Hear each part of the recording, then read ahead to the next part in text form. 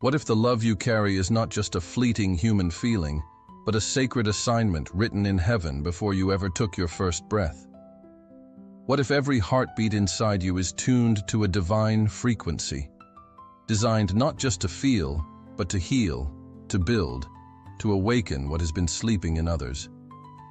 You've tried to adapt to the world's way of loving, fast, shallow, full of masks and half-truths. Yet every time you felt the deep ache of not belonging, because you were never meant to love. Like everyone else, you were chosen to carry something different, something eternal, something that cannot be explained away by logic or reduced to mere emotion. And today, I'm going to take you into the truth about your heart, the blueprint of your soul, and the mission it was sent here to accomplish. And when you understand this, you will never again see yourself, or the way you love, the same way. This is not just a message, this is an awakening. So stay with me until the very end, because what you're about to receive is not information, it is activation.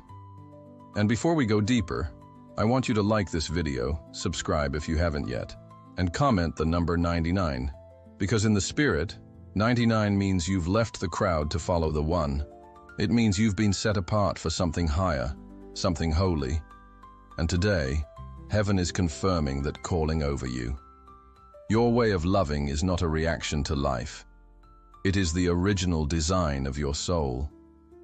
It was not formed in the chaos of human emotions, nor molded by the fleeting tides of desire. It was written into your spiritual DNA by the Creator Himself. Every pulse of your heart carries blueprints from heaven, patterns that do not fade with time, betrayals, or disappointments. Where others feel only in moments, you carry a constant flow. Where others seek to be filled, you are wired to pour out. This is why sometimes you can't explain why you care so deeply for those who have given you nothing in return, why you still see value in people the world has discarded. You are not operating on instinct. You are executing divine design. There is something in you that refuses to stop at the surface. Where others feel, you reveal. You reveal hidden wounds in those who hide behind a smile. You reveal potential in those who have buried their dreams under years of failure. And you reveal truth, even when it is uncomfortable, because your love does not exist to flatter. It exists to transform. And while the world may call this intensity, heaven calls it alignment. This is what happens when a heart beats to the rhythm of eternity instead of the noise of the present moment. Where others want, you build. Desire is fleeting, but construction leaves legacy. You were not created to simply want connection. You were designed to create it, nurture it, and protect it until it becomes unshakable. That's why your love feels different, because it is. It comes with vision, it comes with foundation, and it comes with the quiet, relentless strength to keep going when the emotional highs have faded. Your heart is not just a vessel. It is a bridge between heaven and the emotional world around you. Every embrace you give is not just comfort. It's a divine connection point where grace flows from the eternal into the temporal. People may walk away from you not even understanding why they feel lighter, clearer, or more hopeful. But it's because in your presence they have touched something beyond themselves. You are a living intersection between the kingdom and the earth, and your very existence is a reminder that heaven is not far away. God placed in you the ability to embrace without judgment, to love without needing a reason, to lift someone up without calculating if they've earned it, and to see worth where others see nothing but ruin. You've been entrusted with eyes that can see past the damage, past the mistakes, past the persona, straight into the core of who a person really is. This is not sentimentality, it is prophetic vision through the lens of love. And with that vision comes responsibility, because once you see gold inside someone, you cannot pretend it's not there. This is not weakness, it's divine architecture. Weakness gives in to bitterness, to revenge, to self-preservation at the cost of compassion. But your love was engineered to withstand storms, to remain pure even when tested, to be a shelter when others run for cover. Mercy is not something you try to show. Mercy is who you are when no one is watching. And that's why heaven trusts you with hearts that others have broken. You need to understand, this design is not common. Many are moved by feelings, but few are governed by calling. Your love is not seasonal. It does not vanish when it's no longer convenient. It holds, it covers, it restores, because it carries the very nature of the one who designed it. And that makes you dangerous to the darkness. Because wherever a divine heart walks, chains break quietly. Lies lose their grip. People begin to hope again without knowing why. And here's the mystery. You may think you're simply being yourself, but in truth, you are fulfilling a part of heaven's strategy. You were sent into certain lives, certain moments, to be the one who refuses to give up, the one who sees through the fog, the one who plants seeds of worth where the soil seemed dead. And you need to know this. Every time you choose to love when it would be easier to walk away, you are altering someone's spiritual future. But here is where it gets even deeper. Your design comes with a cost. The enemy cannot create, so he seeks to corrupt what is pure. He will try to convince you that your tenderness is a liability, that your open heart is a doorway for pain. He will send voices that mock your mercy, calling it naivety. He will try to push you toward walls, toward cynicism, toward a love that is safe but small. And if you let him, he will succeed in silencing the very gift God put in you for this generation. This is why you must guard your design. You must recognize that the way you love is not for everyone to handle, and that's okay. Not every soul can carry the weight of a bridge between heaven and earth. You are not here to be understood by all. You are here to be faithful to the one who made you this way. And as you listen right now, you may already feel it. That quiet awareness in your chest, that sense that your love has always been more than emotion. It's the Spirit reminding you, you are not ordinary. You are not random. You are a carrier of something eternal. So the question is, what will you do with it? Will you hide it, or will you use it? Because the next thing I'm about to reveal will show you why this design is not just about who you are. It's about the mission you were sent to complete. And once you hear it, you'll understand why heaven fought so hard to protect your heart until this very moment. When you love, something far greater than human emotion is set in motion. You're not just offering affection. You're releasing a current from the throne room of heaven itself. Every word you speak, every touch you give, every moment you truly see someone beyond their flaws is carrying more than comfort. It's carrying the atmosphere of God's presence, and this is why people feel something shift when they are near you. They may not have the language for it. They may say, "I feel safe around you," or "I don't know why, but I have peace when you're here." But what they are experiencing is the invisible river of the Spirit flowing through you. It's not just you they're encountering, it's Him living and loving through you. Your love is not a random act of kindness, it is an assignment. You were placed on this earth with a specific spiritual mandate.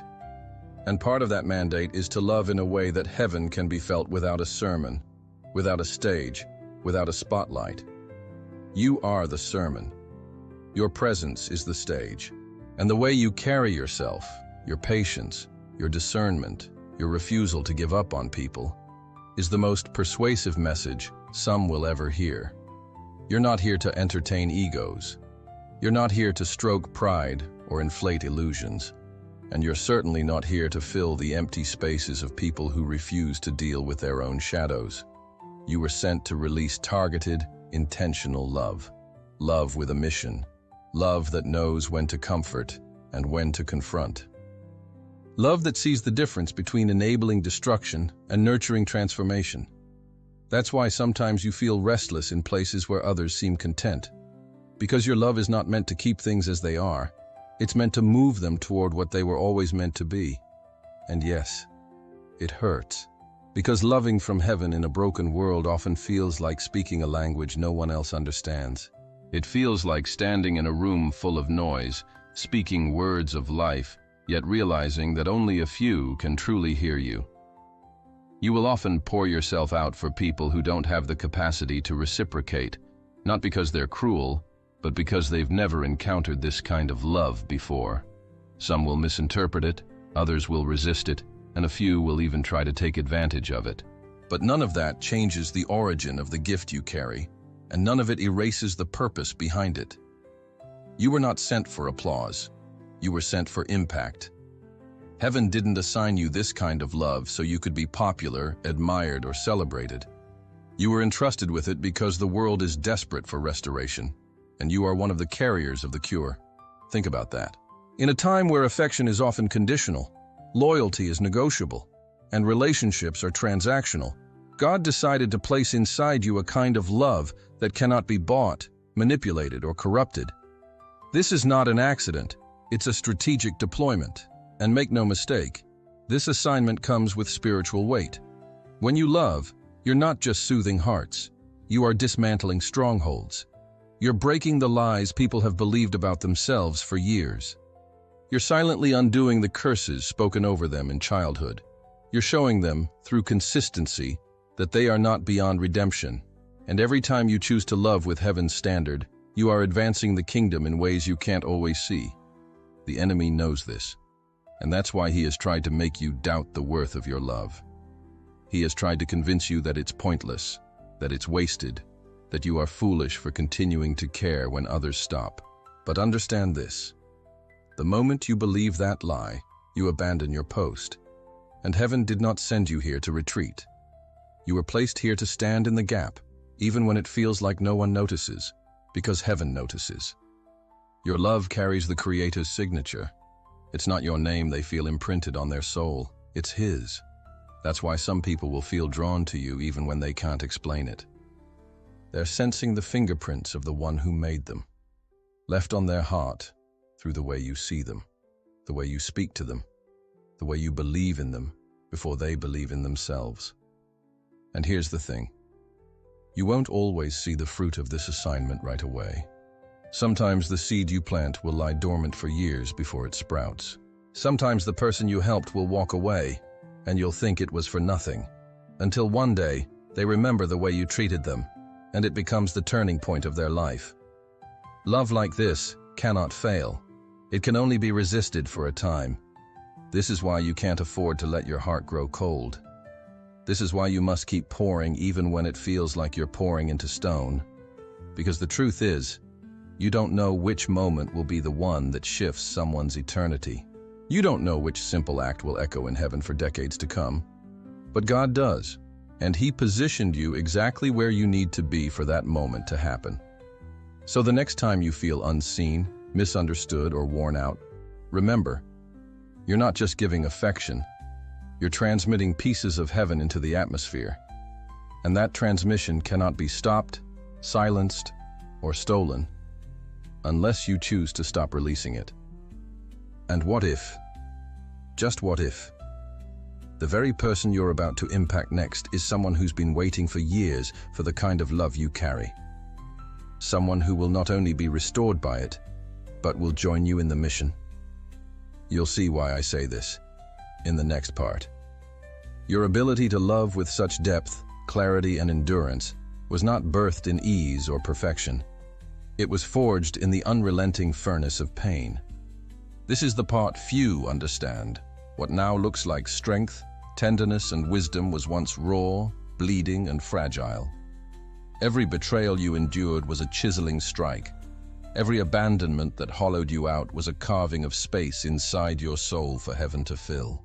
Every heartbreak that left you gasping for air was a sacred dismantling of what was merely human, so that what was divine could emerge, purified and untouchable. The scars you carry are not evidence of your ruin. They are maps of your destiny. Each one tells a story, not of defeat, but of transformation. They trace the path of your survival, the roads you walked when the night seemed endless, and they mark the exact places where God Himself stepped into your fire and kept you from burning away completely. You see, you didn't just survive the storm, you learned its language. You learned how to hear the cries of others from miles away, because you remember what it was like when no one heard yours.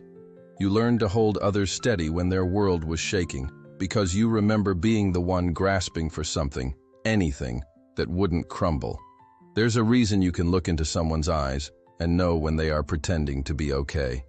There's a reason you can sense the quiet desperation behind a smile. You learned to read souls when yours was ignored. You learned the weight of unspoken words because you carried them yourself. And this ability, this holy sensitivity, did not come from books or teachings. It came from the fire. The same fire that tried to consume you became the fire that refined you. To be chosen is to be trained in ways the unchosen will never comprehend. God does not waste the suffering of his elect. He uses it as a forge. While others see the breaking, heaven sees the shaping. You were not destroyed. You were stripped of illusions, of false securities, of shallow attachments. Everything that could not stand in your purpose was burned away, until only what was eternal remained. You became a refuge because you once lived through storms so fierce they should have drowned you. That's why when someone else's world collapses, you don't just sympathize, you step into the wreckage with them. You know how to build a shelter in the middle of chaos, because you once had to build one for yourself with nothing but faith, tears, and the faint whisper of God's voice in the dark. And when you enter someone's storm now, the atmosphere shifts.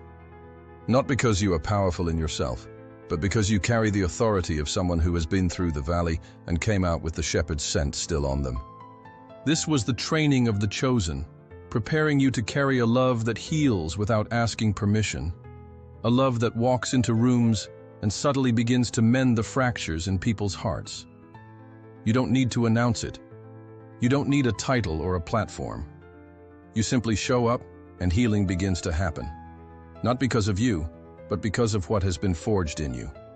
Understand this: the pain you endured was not random. Heaven was not indifferent to your tears. Every night you felt abandoned. You were being watched over.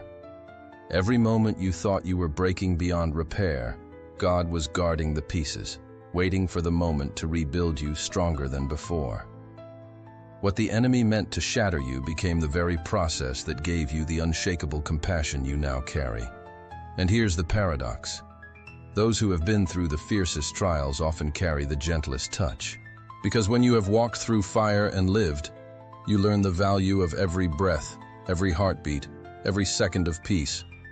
You learn that the smallest acts of love can feel like lifelines, and so you give them freely. You might still feel the ache of what you've been through. Some wounds may never fully disappear on this side of eternity, but they are no longer just wounds. They are wells. Wells of understanding, wells of mercy, wells of discernment. And those who drink from them will find life because you paid the price to keep them full. And now, as you listen, you need to see this truth.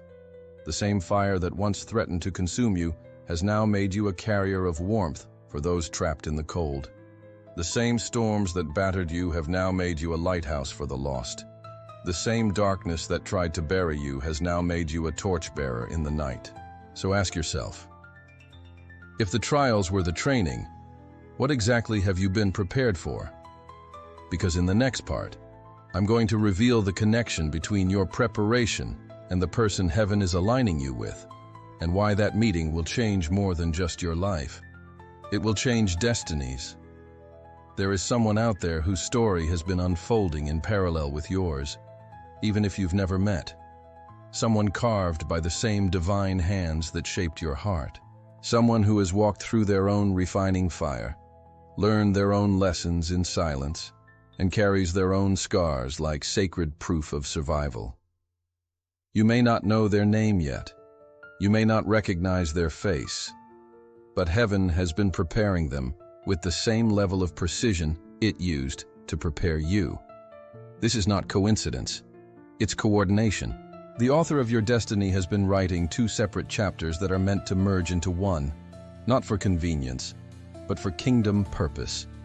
This will not be a common relationship. You won't find it in the realm of the ordinary, because it doesn't belong there. It will be a heavenly alliance, an intentional joining together of two carriers of light, each with their own mission, now destined to merge those missions into something neither of you could accomplish alone. This is why your spirit has never been satisfied with shallow connections. This is why your heart has rejected what others call good enough. Because deep down, something in you knows that what is coming will be sacred. Your union will not just comfort, it will activate. It won't be about filling empty spaces or soothing insecurities. Instead, your presence in each other's lives will unlock dormant callings, sharpen discernment, and fuel courage. Where you have walked alone before, questioning if anyone could truly understand the weight you carry, this person will recognize it instantly. They will not be intimidated by your purpose. They will be drawn to it because they have carried the same weight themselves. And together, you will bring light into dark places, not just with your words, but with your very existence. There will be something about the way you walk side by side that shifts atmospheres. People will watch the way you speak to each other, the way you handle challenges, the way you honor one another, and they will feel hope rising inside them. Not because you're perfect, but because your connection will carry the scent of heaven. When you love each other, it will be more than affection. It will be strategy, a divine operation against the schemes of darkness. Your unity will act as a spiritual shield, covering each other in prayer, discerning attacks before they manifest, and standing back to back when the enemy tries to strike. Every time you choose to protect rather than accuse, to pray rather than react, you will be striking blows against forces that want to divide. Your love will be testimony. Without a single sermon, without a single podium, your relationship will preach to everyone who sees it.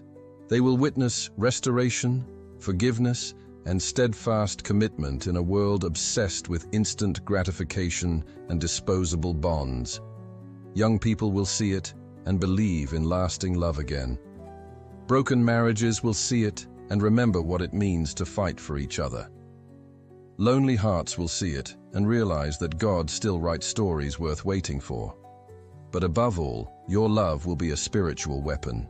The enemy fears united hearts because they create openings for heaven to move in ways that solo missions never could.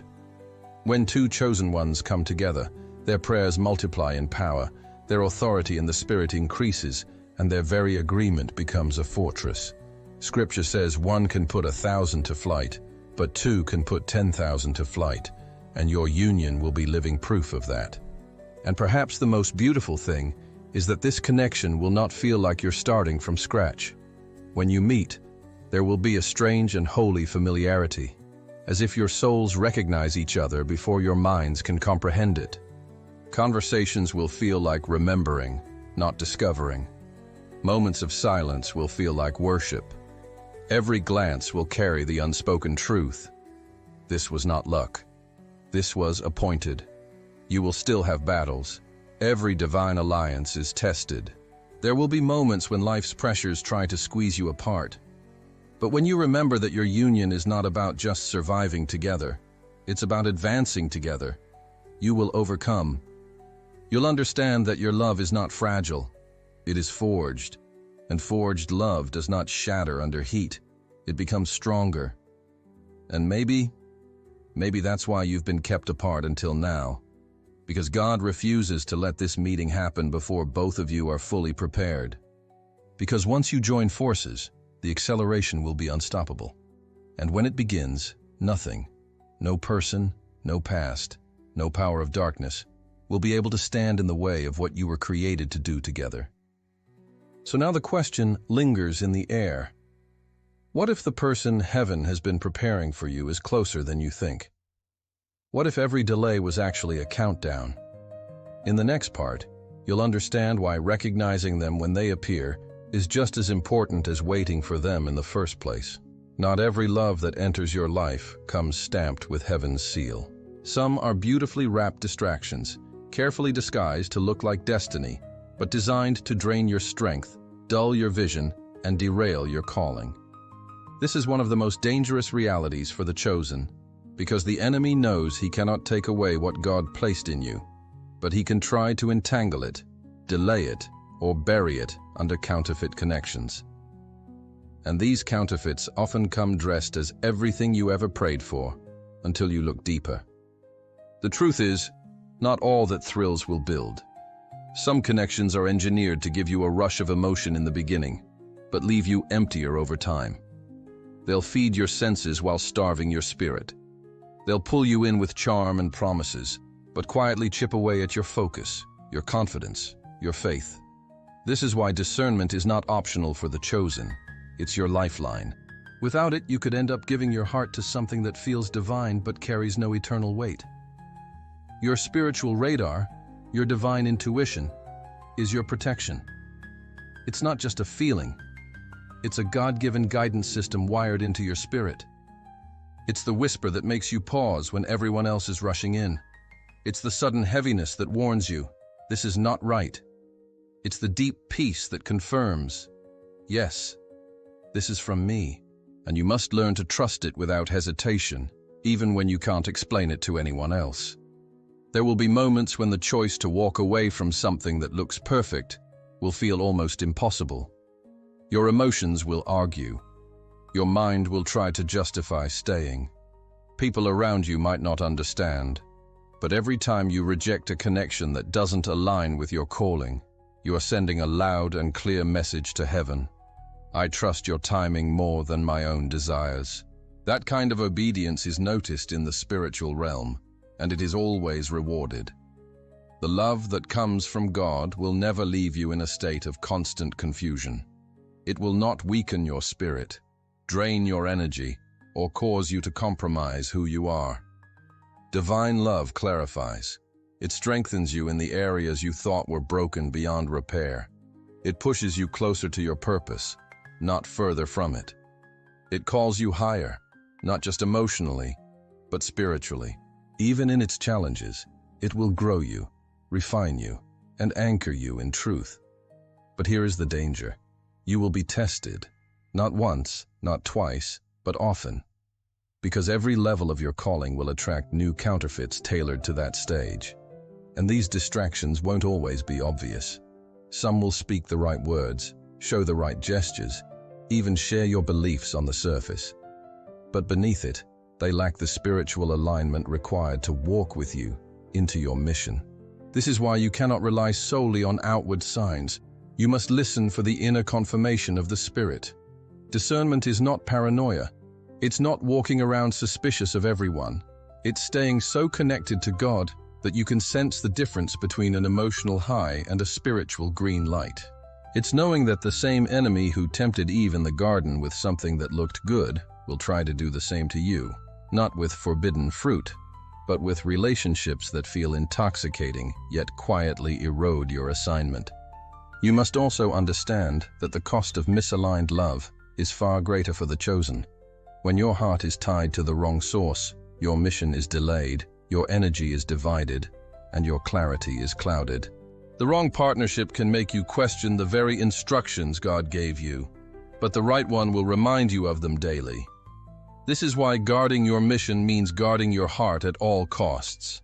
You are not being too picky when you wait for alignment. You are being strategic. You are refusing to waste time on something that heaven never authorized. And every time you say no to the wrong thing, you make space for the right thing to arrive. The love from God will never demand that you shrink to fit into someone else's comfort zone. It will never force you to dim your light to keep the peace. Instead, it will fuel your fire. It will stand beside you when you're under attack. It will pray for you when you don't have the words. It will see your flaws and still honor your calling. That's how you'll know it's real, because instead of distracting you from your mission, it will help you fulfill it. So as you stand here now, understand this. The test of discernment will often come right before the blessing. The counterfeit will usually appear before the authentic. And if you can resist what is almost right, you will be free to receive what is truly God's best. And maybe, just maybe, the next connection that enters your life will be the one heaven has been preparing all along. But there's something you must know before that moment arrives. Something that will change how you see every act of love you've ever given. That's where we're going next. Your love is not a luxury. It is not an accessory. It is the very language heaven chose to speak through you. Before you took your first breath, before you ever knew the weight of this world, the Creator placed within you a current of love so rare, so unshakable, that it would carry the fingerprints of eternity. You were not sent here to blend in, to mimic the shallow patterns of a loveless age. You were sent here to reveal what heaven looks like when it touches the earth. So do not harden your heart because others mishandled it. Do not shrink back because the world cannot comprehend it. You were not made to be understood by everyone. You were made to be faithful to the one who gave you this assignment. And that means you cannot measure the worth of your love by the applause it receives, but by the transformation it creates. The chosen do not love out of need. They love by design. This is not about filling your emptiness. This is about pouring into the emptiness of the world until the light breaks through. And when you love as you were created to, the invisible becomes visible, the eternal becomes tangible, and heaven itself leans closer to the earth. So today, stand in the truth of who you are. Guard it, live it, release it. Let your love be the proof that God is still moving, still healing, still reaching through human hands and hearts to change everything. Because your love is not human, it is eternal, and heaven entrusted it to you for a reason far greater than you can yet see. If you know this message was for you, if you feel the fire of your mission burning stronger right now, comment